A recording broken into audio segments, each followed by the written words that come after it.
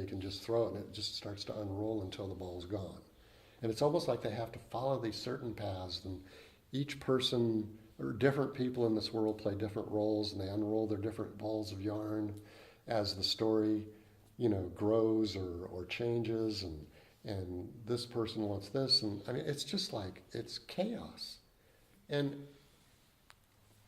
again, sometimes I say things, and I hope I don't offend people, but my first immediate reaction to the thing that happened in Paris was, it's 8 people. Granted, what they did was heinous, but it was 8 people. It wasn't like all-out war. It was 8 people, and 2 people here and 1 person here. It's like, yeah, it matters. Yeah, it's heinous. Yes, it's inconceivable why these people are doing that.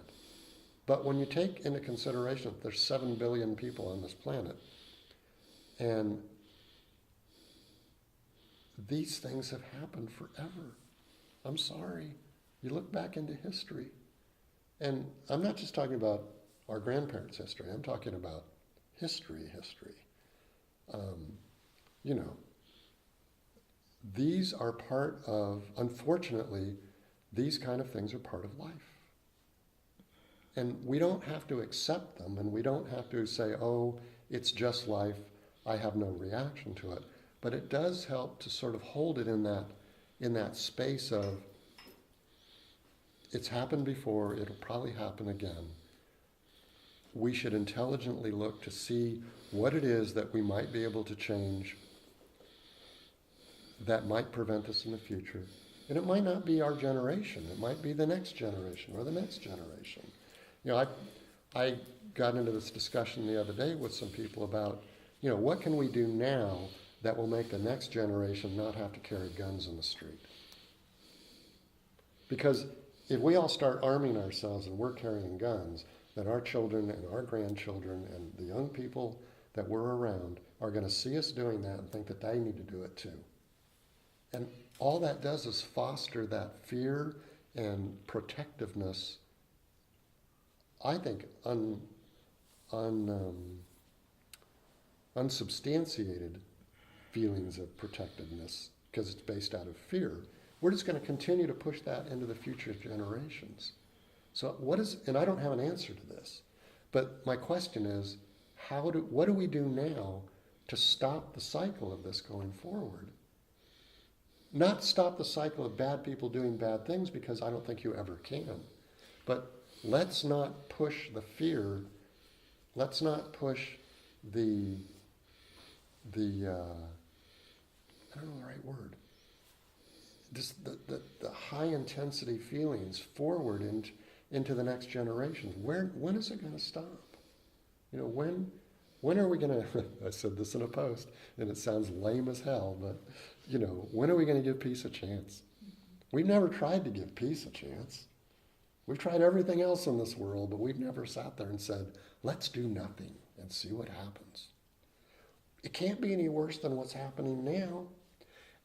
And I'm just saying that on one level. I'm not saying that as a blanket statement, because obviously there's things in history that if everybody just said, let's let it happen, it would have been worse than it was. I totally understand that and agree with that.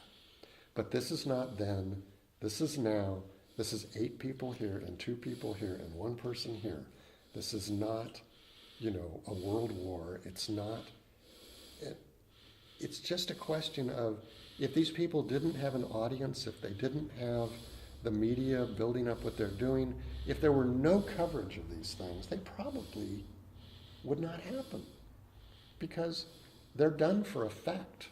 They're not they're not accomplishing anything other than trying to have an effect on society and change the way that people, countries, nations, and the world react to these things.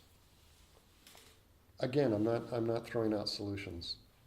I'm just wondering what it is that's going to change. I don't have an answer. But, you know, as I've told a number of you before, I'm completely okay and believe that we're headed towards perfection. So So eventually, I think, as humanity continues to evolve, I think that there will be, it feels to me that there's going to be a shift and a change of some kind. It may take a long time. It may take generations. But, one thing that bad things do is that draws attention to how we don't want to be. So it's a great lesson to have something happen that is so stark that we can look at it and say, I don't want to do that. And a large part of humanity is looking at these things, and their feeling of incense. Is that right? Is that the right word? They're incensed about it. That feeling fortifies and solidifies their positive feelings. So on some strange level, it's a good lesson that these things are there for us to reflect on and say, well, how do we live our lives in a better way, using that as a sort of an object lesson? Do I want to go into fear, or do I want to try and stay in love? There's, you guys all remember, what's his name? Mr. Rogers. Oh, yeah. Okay, there's a beautiful quote, and most of you have probably seen it. If anyone's on Facebook, I'm sure they've seen it. But Mr. Rogers said that when he was little and he would watch TV with his mom and something horrible happened on TV, his mother would tell him, look for the people who are helping. So we have a choice. Where do we want to focus on? Do we want to focus on reacting in fear to the ones that might hurt us, or do we want to side and use as a role model the people who are helping in these situations? It brings out the best in us. It's so weird that evil acts bring out the best in us.